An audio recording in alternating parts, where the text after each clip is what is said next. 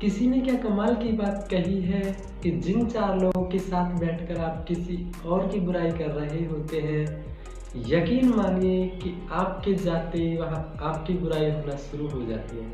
Hi guys, मैं ASP और आज आपके लिए फिर एक छोटी सी मोटिवेशनल कहानी। और ये कहानी एक व्यक्ति की है जिसकी मृत्यु आ चुकी थी और यमराज उन्हें उसे लेने आया था। लेकिन देखिए कहानी है ये, तो यमराज आया तो उसे थोड़ी प्यास लगी हुई थी। तो यमराज ने उस व्यक्ति से कहा कि आप मुझे पानी पिलाइए। तो व्यक्ति ने उस यमराज को पानी पिलाया और पानी पीकर यमराज बोला कि मैं तुमसे प्रसन्न हूँ। वैसे तो मैं आया था किसी और काम के लिए, लेकिन जब तुम मुझे प्यास लगी थी तो तुमने मुझे पानी पिलाया है। तो तुम्हारे पास 5 मिनट है और यह डायरी लो और जो भी तुम लिखना चाहो इसमें वो सारा हो जाएगा। उसने डायरी खोली और पहले पेज पर देखा तो उसने देखा कि जो अपने साइड वाला है उसके जीवन में बहुत ही अमीरी आने वाली थी, यानी ये कह सकते हैं कि उसकी एक लॉटरी लगने वाली थी। और उसने यह देखकर उसे बड़ा दुख हुआ कि मेरे साइड वाले की लॉटरी लगने वाली है, वह मुझसे ज़्यादा अमीर हो जाएगा। और उसने नीचे लिख दिया कि ऐसा ना हो।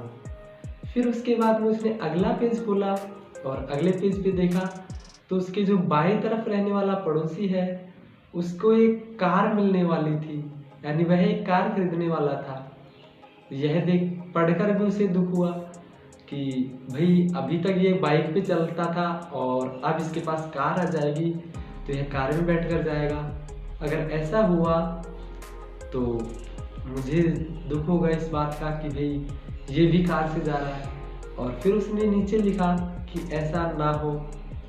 उसने फिर तीसरा पेज खोला और उसने देखा कि जो पीछे वाला व्यक्ति है, उसके पड़ोसी पीछे वाला मकान के पीछे जिसका घर है, वह प्रमोशन होने वाला था उसका।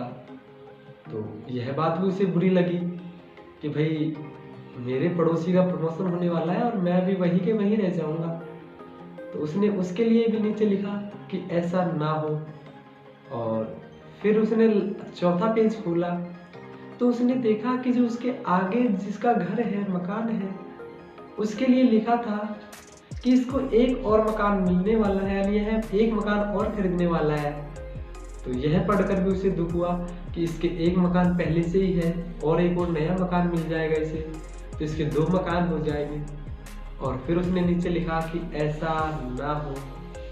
इतने में ही यमराज बोला कि तुम्हारा टाइम खत्म हो चुका है, अब ये डायरी मुझे दे दीजिए।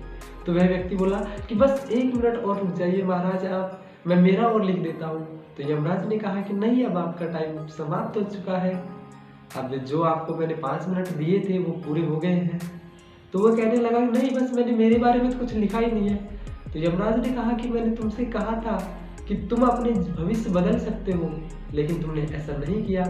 तुम्हें दूसरों के दुख अच्छे नहीं लगे थे, केवल खुद का ही सुख अच्छा लगता है।